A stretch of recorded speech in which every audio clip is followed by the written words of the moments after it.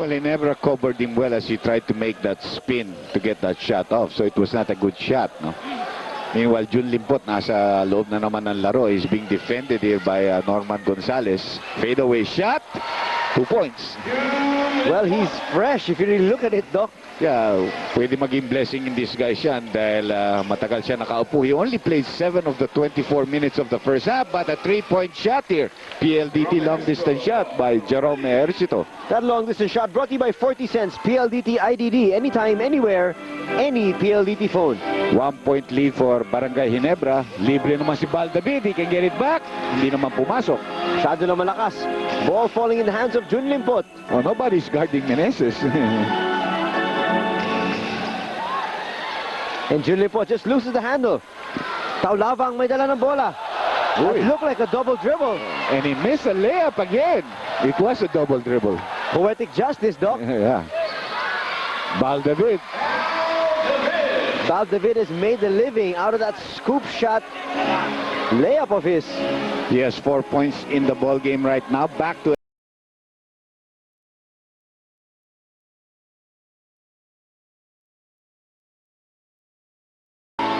Williams. Ooh, he can fly, but he didn't fly high enough. Oh, nobody's covering David. What do they expect? Yes, that's number one wrong in a fast break. You're supposed to defend the basket. And the guy defending the basket moved away from David, giving him an open lane. That is something I have... Whew. Ano pa masasabi natin, Doc? Talaga nabigla ako ron eh. I wish I could get that when I play, no? So para makakuha ka ng layup, at least down the middle, walang dumidepensa sa'yo. At yun ang unang dapat pigilin mo, yung may dala ng bola. Because he's the most dangerous person, no? 17 seconds on the shot clock dito para sa Talk and Text. They're down by 5 now. Biggest lead was at 8 points para sa Barangay Ginebra. Pablo, sa loob. Nothing doing. Wilmer Ong siguro may foul dyan. Yep. They will give it to Wilmer Ong. Ito si Talaba hindi naman na-frustrate kahit hindi siya gumagana sa opensa. He's fighting for every offensive board he can get. Well, that's his game, no? It's a strong move, but a little too strong off the glass. So the two top players of Talk and Text are struggling in this ball game. Meneses, iniwasan to si Norman Gonzalez, but Gonzalez will pick up the foul. Norman Gonzalez, Banjo Calvito for Wilmer Ong. Wilmer Ong did a decent job against Talaba, but he's in foul trouble, so si Calpito naman ang gagamitin ng mga Kings to try to stop Talaba's inside game. At parang ito si Calpito, ni-reserve talaga nila para sa second half. Oh. David open for 3. And that was a PLDT IDD long distance shot. Slowly but surely, Barangay Ginebra establishing a good lead. This matches their biggest lead of the ball game. Williams, gustong bumawi. Losing the shoe.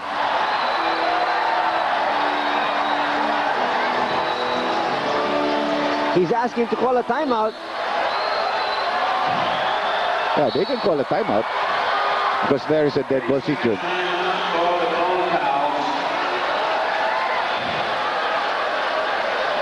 30-second timeout used by the Phonepals for him to put back that shoe. Let's take a look at what happened. This is exactly what occurred. Napakabilis ng kanyang first step, oh. Naiwan yung sapatos. Maybe take that step to the quarterfinals. Get a good step against everybody on a possible twice-to-beat advantage. Right. Ang Ginebra naman ay hoping to win this one and try to tie for 4th spot right now. Nagtatawa na itong dalawang mga kaibigan natin. Well, you know, after what happened to Brandon Williams, that was the first time the entire Coliseum howled in unison. Whether you're for Ginebra or for your Talk and Text, no? Sa ilalim, Jones, muntik na napaganda. As he has hold on a lot of rebounds here.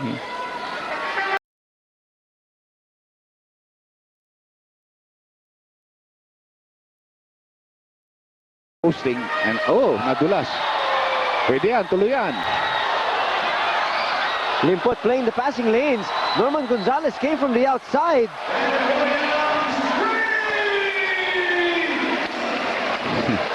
That gets the...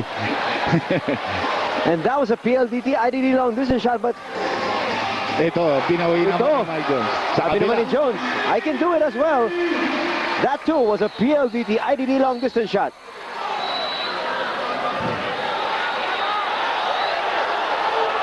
Well, the fans of Barangay Ginebra still howling. Look at what happened. Tingnan mo ito, he's on the outside. I don't know if he's already in, no? When it Well, hindi passes pa siya the ball. nakaka-establish. Yeah, one foot is up in the air, no? Well, a three-point shot on one end. Brandon Williams. Sumagot naman yung kabilang import.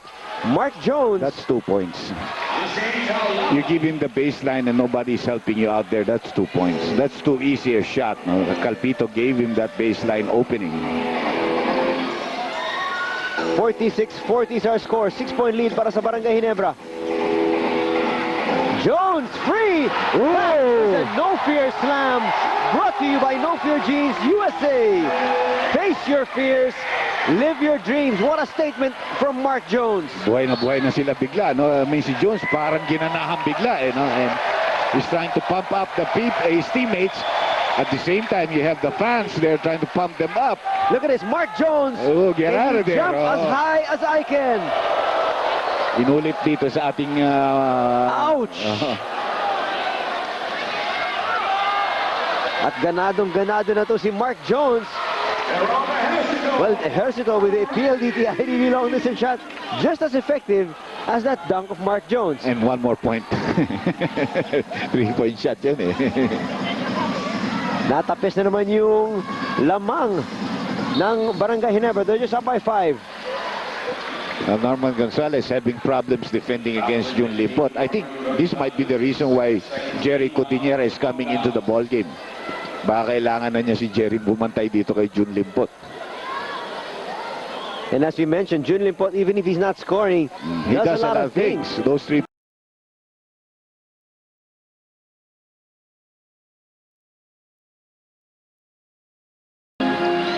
David sa loob. He gets fouled by Norman Gonzalez. Foul number 19, Norman Gonzalez. Jerry Cotiniera for Norman Gonzalez. You can see they realize now they have to have a different matchup against Jun Limpot. And Jerry is the best matchup that they can have. Well, birthday greetings going out to one of the fans of the PBA, Wayne Benitez from Cavite City. Happy birthday to you. Kasama na rin si Willie Marshall. Willie Marshall, Although wala bukas daw pa- si Kinito Henson. Bukas si Kinito. I know that because he's the same as my mother. Oh, ba't nung babatiin si Willie? Wala naman pinadadala. Ay, hindi ko nga binabati. Hindi talaga dapat batiin. 24-second shot clock violation. I saw his wallet kanina. It was fake wad. But nothing's coming out. Can you spell kuripot? Hindi, mabagal talaga draw mo si Willie. Mabagal mag-draw si Willie. Kung makakaubo yan, patay na yan. Hindi makakabunot ng baril. Nothing doing from Brandon Williams. Limpot ngayon. Jerry's tough. Not easy to get a shot. Oh, but Limpot makes a different arcing shot. Back to a 7-point lead dito para sa Barangay Ginebra, who you can say more or less has controlled this ball game, huh? Well, they got off to an 8-0 start. Pablo Salabas, short.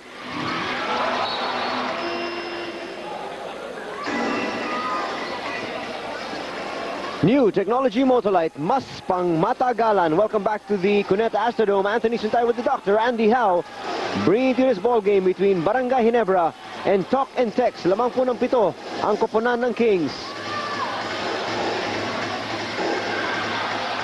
Calpito. Nothing doing. Mark Jones working down low for opportunities yun, Doc. That's right, and they were working hard. They go to Talaba. His hook is good. You know, when Talaba can put that ball down on the floor and you're not going to be double teaming, you're not going to be able to stop him. He's big, you know, and he's strong.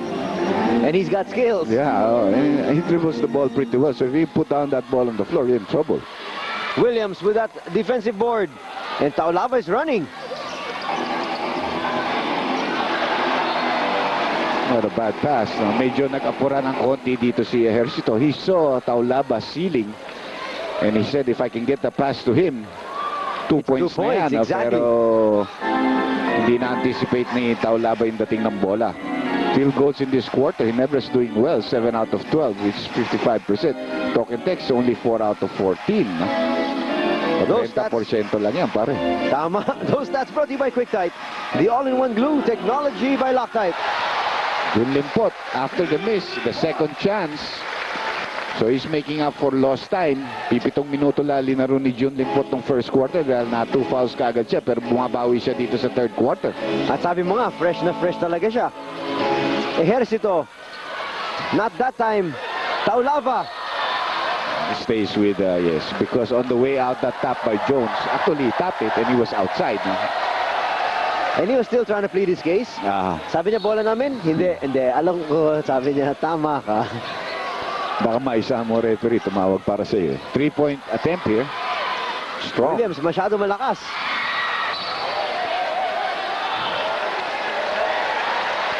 And the ball will go to Barangay Ginebra. I think that's a good call. I think Jerry knew it, that he leaped for it and he tried to keep it. Ball tried to challenge it and it went off his hands. But Jerry goes back on defense. Here's that matchup. Meneses versus Pablo. Limpot sa labas. That would have been a three-pointer. And as he wants to finish, he struggled that. He was not able to use the glass of that shot. Gusto niyang gamitin sana yung banda para sigurado, but pumasok rin. So the lead is down to only 5 with 3 minutes and 21 seconds left. Meneses, laban kay Pablo. Pablo allowing Meneses to go to his left. This time to his strong suit, which is his right.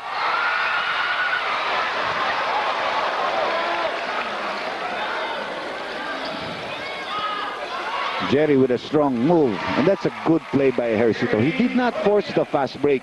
What he did was he attracted the double team because he had a mismatch on Baldavid. Then the second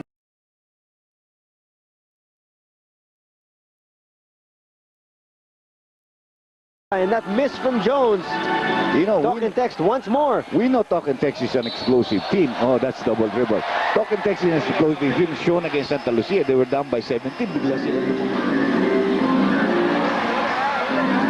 Welcome back to the Cuneta Astrodome. Super Vulcasil topple there from Asi Taulaba. And he gets rewarded in the other end. Not yet. Well, there were some substitutions for Barangay Ginebra, especially in the backcourt. Yung dalawang magkapatid, magkambal sa tuko. Si Helterbrand at saka si Kagiwa coming in for Baldavid and Vergel Meneses, because napansin ni Alan Kaidik na medyo fast break ang Talk and Text. Eh, napapagod na yung kanyang mga veterano. So he gets some quick players into the game. The Cruz brothers are in town.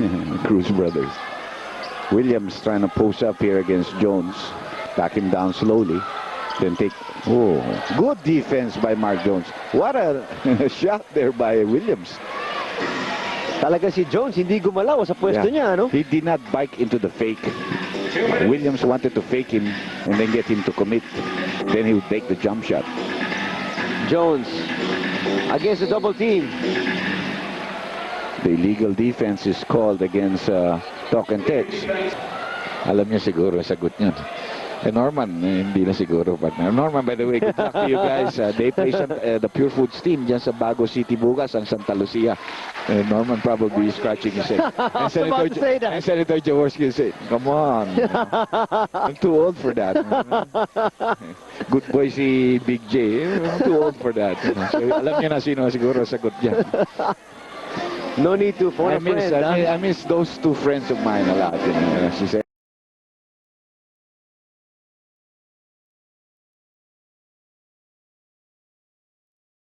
second shot clock, unaware ang mga players that they did not have the full 24 after that violation. Now, the illegal defense was called, even though that's on the strong side, because one of the players was backing off. Hindi yung aggressive double teaming after the double team came already, no? And they were still parang creating a zone type of defense against the guy who had the ball. At yun yung clarification na hiningi ni Coach Louie Alas sa mga referees. But that has been called in this conference. It's not the first time. It has happened in the first half that was let go. Nagmamadali na naman ang Barangay Ginebra. Jones sa ilalim. 2 points. Well, this guy's a fighter. That's one thing you like about Mark Jones. Jerry had a shot there earlier. Back-to-back shots from the same area for Jerry. And so he likes playing with Talaba because that creates some opportunities for him rather than having to be defended by the best big man of the other team. That's right. And now Ginebra San Miguel's lead whittled down to 2. Look at Jerry defend on June. They can't even get the ball to him. It has to be great. Mark Jones who has to work against Brandon Williams. Seconds on the shot clock. Almost beat the shot clock. Here's Williams with Talaba. Great bounce pass. No. But Helterbrand gets in the way of Asi Talaba. And he also held him down. He knocked it ball out. So that's the reason why. Tingnan mo ito, ha. This is a nice pass. He's held down there. He may have taken steps, but he's held down. Magbabalik yung bola sa Barangay Ginebra. It's now with Helterbrand.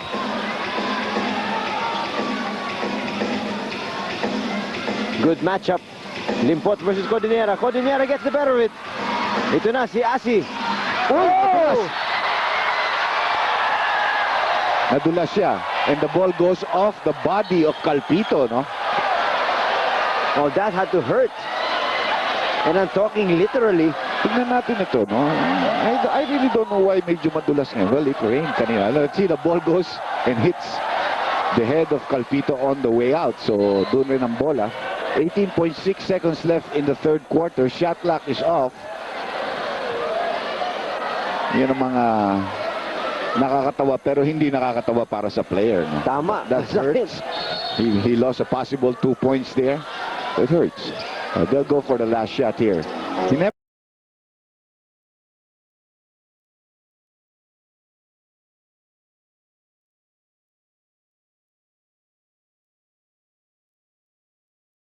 open for the three-point shot. Williams can put it up. He does, but he doesn't make it. That would have counted, but after 3 Obviously, quarters. almost the second quarter where he never took a three-point advantage and have a 2-point lead here. Low-scoring ball game, Barry. Those statistics brought to you by QuickTite, the all-in-one glue technology by Loctite. At ang dami no, para sa Talk and Text Phonepals ng mga fast break opportunities. Limpot now will head to the line for 2. On a foul by Jerome Hercito. Talk and Text playing with their two legitimate point guards in the backcourt. No? So they're alternating their point big guard, playing small lineup actually here. Talaba also resting with Camaso back in the ball game. By the way, pare, I just like to say to my player, si Lordy Tugade, who's been injured, he didn't play the other game dahil medyo he has, I think, influenza, no? Nandun sa hospital yan, watching this game, together with yung manager namin, si Tony Chua, na nag-aalaga sa kanya. Get well soon, of course. Yeah, we need him now. Well, we have a game Sunday, I don't know if he can play, so it has to be after that. No? Yung ba yung flu na umiikot ngayon? I don't know. I think might be. Might be. Hope it doesn't affect anybody anymore. No? Marami rin mga ating mga kabataan dyan na nagkakasakit dyan. No? Sinasabi nila, it's a new strain of virus. That's probably it. No? Import versus import. That's a nice move. And he heard the whistle, so he threw it up. He get 2 free throws. Kung di niya tinuloy yun, isa side yun, di ba? So, medyo mautak. Williams just been struggling the whole night. I mean, he's made some shots and he's got some momentum from time to time, but he has not been consistent tonight. And I think that's been going on the entire conference. Yung mga ibang games na nakikita ko sa kanya, Dok. He got 40-something. Walang mintis. Minsan naman talaga walang mabili na basket. Still a 3-point lead here being enjoyed by the Kings. We're in the fourth quarter. Pagiwa makes that move, jump shot. Williams with a rebound. Takes it in all the way. That's going to be short. Yeah. Masyado siya nang gigigil dun, Doc.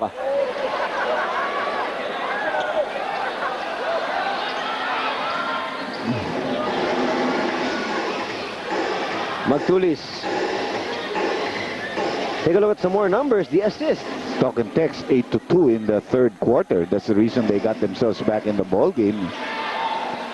And those stats brought to you by QuickTite, the only one glue technology by Loctite. Ball stays with Barangay Ginebra. 6 seconds on the shot clock. 6 seconds left on the shot clock, Anthony.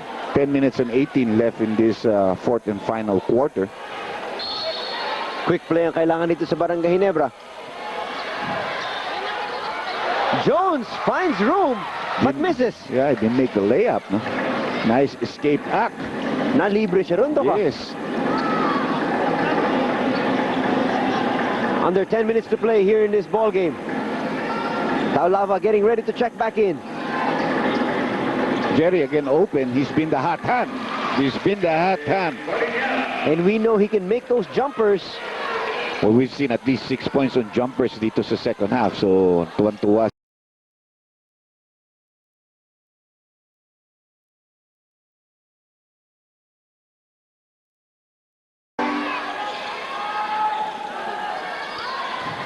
Limpot having a difficult time against Codinera.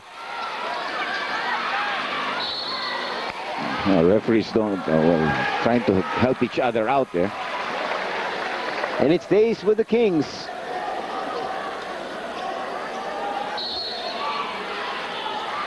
New shot clock. A full shot clock at 24. The way they're going, somebody gets to 80, should win the ball game here. Malamang. Yeah, unless it goes to overtime, then it might go higher. But the way it is, you get to 80, you win the ball game. Williams gets the pass. Nice fake. So many fakes. Loses the ball though. Nobody watched Camaso. Oh, and it turns out to be a blessing in disguise, a possible three-point play. Number 44, Ronald is his fourth, second team for the Kings. Watch it again. Free throw for Don Camaso.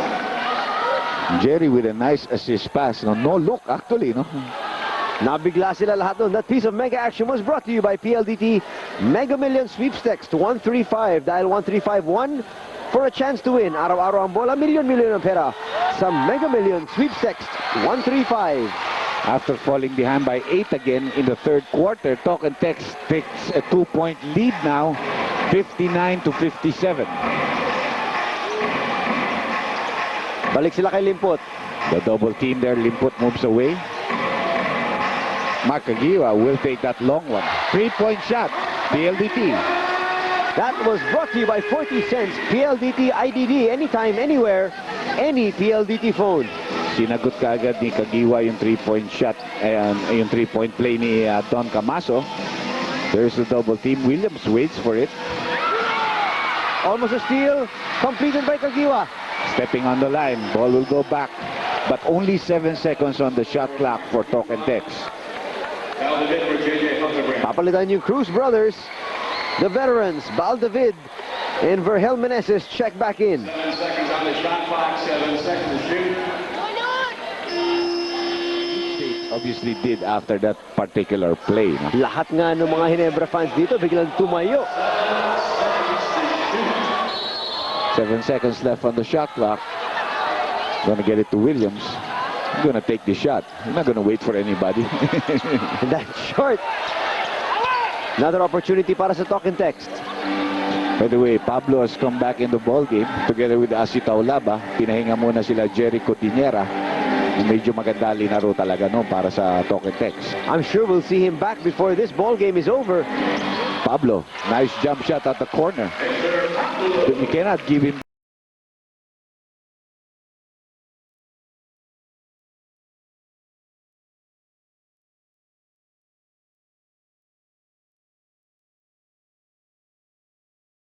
Agawan pa Relax muna sila, tayo. pero no need to rush. The red shirts transition defense has come back. Relax muna tayo. Good curl there by Williams. Takes it all the way. And Asi just grabs it from Junlin Pot. Power play by Asi Talaba. Pinakita talaga niya na gusto niya talaga yung 2 puntos na yun. At ngayon, labang na po ng 3 ang talk and text. 7 minutes left dito sa ating 4th and final quarter. Ginebra knows they gotta score on this play. That's why they go to Baldavid. His fadeaway, super full Casil tapal there from Vic Pablo. Foul number 33, Victor Pablo, his first 13th foul. Pablo will pick up his first foul. Free throws for Wilmer Ong. Both teams have only 2 team fouls, which is just right here at the 6:48 mark. No? You played defense well without getting into foul trouble.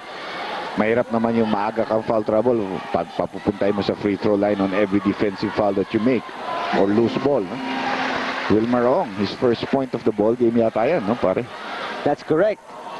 Well, primarily being tasked to just guard Asi Talaba. Siguraduhin na hindi siya makakuha ng mga offensive boards. Get some rebounds, set some picks. Yan ang talagang role ni Wilmer Ong. And he gets 2 points from the free throw line.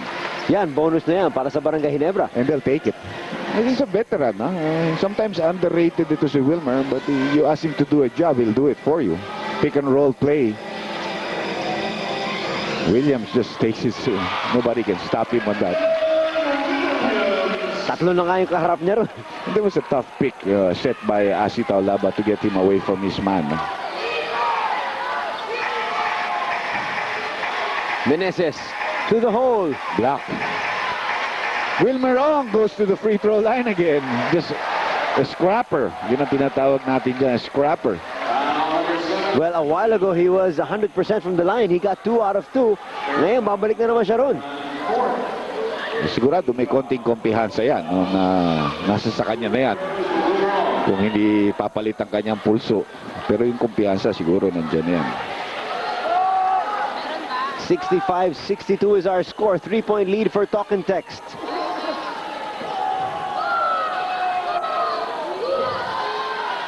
Ayun, nawala na. Umudba pulso eh. Yung pagbitaw pa lang yun, maatras na siya. That means he knew there was something wrong. Now, Ginebra lacks 1 defensive rebounder. If he takes that shot, it's going to be automatically violation. So, kaya tumakbo dun yung isang defensive player for the rebound play. He gets one. Okay na yun, 3 out of 4 from the free throw line. That's 3 bonus points. Cuts that 3-point lead of Talk and Text to just a basket.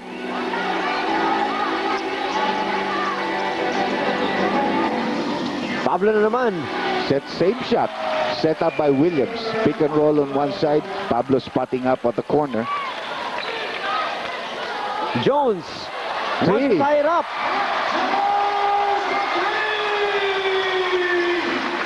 Well, not quite.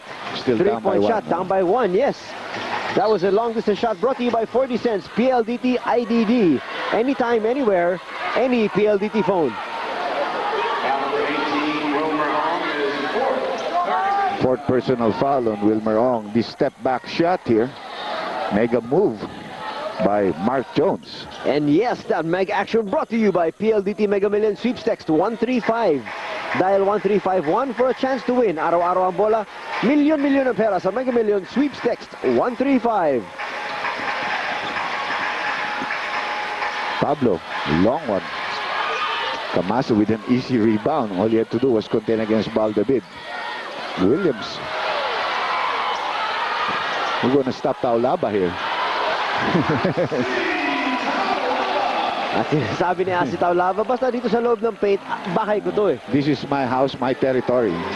I have the rights here. The Torrance rights. At sino naman ang makakalaban doon sa kanya, no? And I think Jun Lipot could also be tired. Yeah, Jim's not going to give up that foul and give him a possible 3-point play. He was off position. Naagawan yun.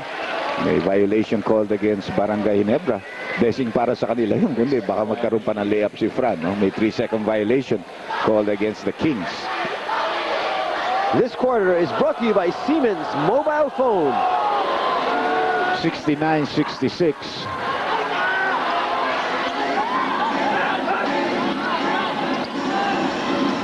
One-hander. No. You know, Talaba didn't follow. He could have had a chance at an offensive rebound. Jones all the way inside. Not that time. Ball's going to stay with the Kings.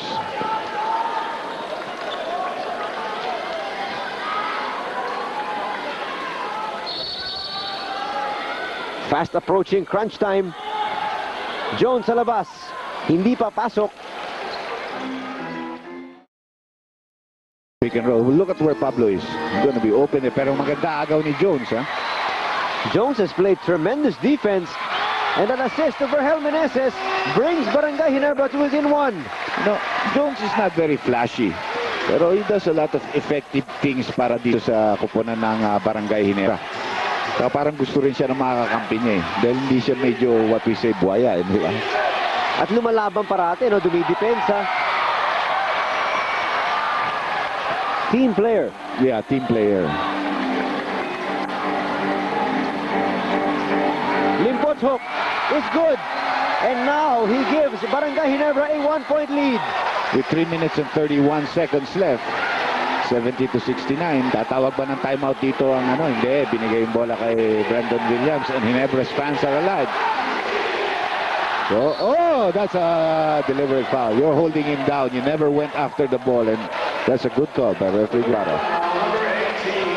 It's free throw shots plus possession. Welcome back to the Cuneta Astrodome here in Pasay City. There you have the Big Nine, where you can watch the action just as it's being played on your television sets.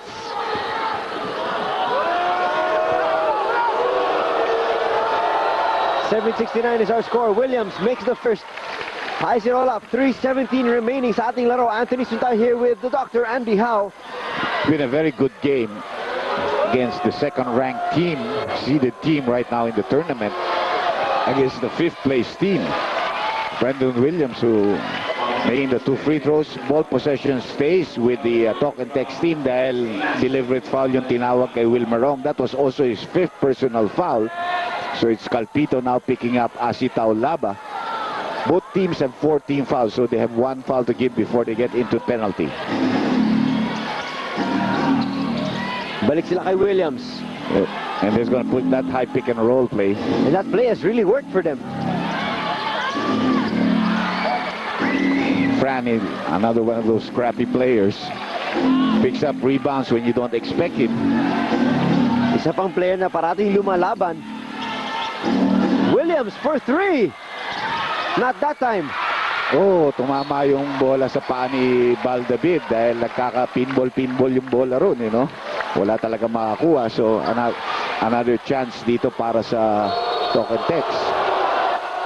Williams has taken a ton of shots here. But he did give them the lead on that free throw, on those free throws. Talaba waiting for the double team. Fran is open. His 3 2-point shot. is money. Nope, just a long 2. Lamang na ngayon ng 3 ang Talk and Text sa labas. Look at Vergel there against Fran. Oh, overshot it.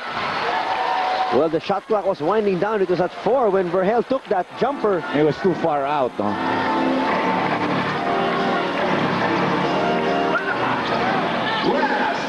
The last 2 minutes is brought to you by Barcelona Brandy de España.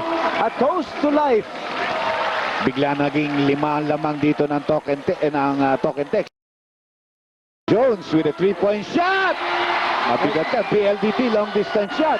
That is a huge one because that brings them to within 2. 1:45 to play. Fran from the other side.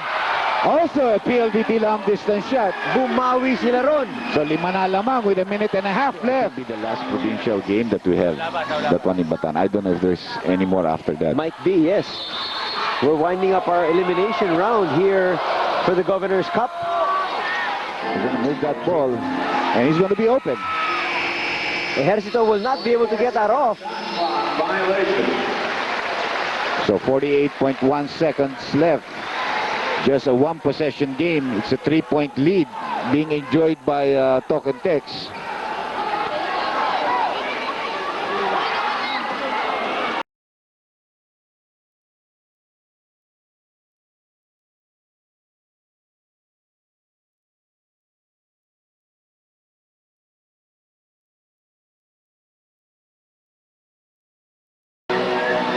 Masama yung spacing na ron. Jones inside. Finds Limpot. Limpot overshoots. And now Ginebra, well, they got a foul because Tokentex doesn't even have to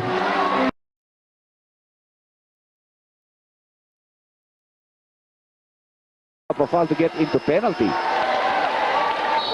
They wasted about 7 seconds there, Doc. Yeah. Maybe 22nd timeout now called. Maybe they probably thought they had time yet, no? And covering up that ball. Actually, hindi nila gusto mangyari yun, referring to Ginebra. They wanted to cover everybody on the strong side. Force the inbounder to make a cross-court pass where you have a good chance of stealing the ball. And there are some fans of Barangay Ginebra, obviously not happy with some fans of the Tokentex team, but you know, everybody has his right, his or her right. Teka muna, magkamali ako. And it's all in good fun, I think. You know, yung mga Barangay Ginebra fans dito sa likod natin, nakangiti naman eh. Nangangantsaw lang. Ginebra has timeouts to do, and if they make the shot, because Ginebra has 2 timeouts, they can call another timeout. They will. They will.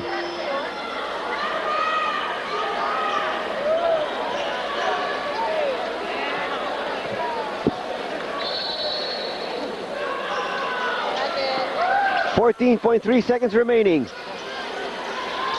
Barangay Ginebra looking for a 3. Kagiwa tries one. Yes. It's money. They're not looking for a 2-point shot. They're going to have to foul right away. That was a PLDT IDD long distance shot. Alam mo, obvious na obvious yun because they took out Jun Limpot. Every other guy that's on the team right there could shoot a 3-point shot. They didn't want to put a 2 because even if you get the 2, you put no pressure. The other team is up by 3 and they will have possession. So they wanted to put some pressure by making, and this is a big 3-point shot here. No? But of course, Doc, that's also a hit or miss situation. Well, pag hindi pumasok yung long shot na yun, tapos na yung laban. What happens if you lose by 1 or 2? Same thing, or 5, the same thing. No? So, of course, the quotient could apply, but it could only. But Mobile Tokentex is moving away, no? So they went all out there. They gambled, hoping to be able to put some pressure. Now, of course, if he makes only 1 out of 2, may chance pa sila. Meron pa sila some full timeout. It'll turn out to be a good gamble. Yeah. There it is. And there's the miss from Brandon Williams.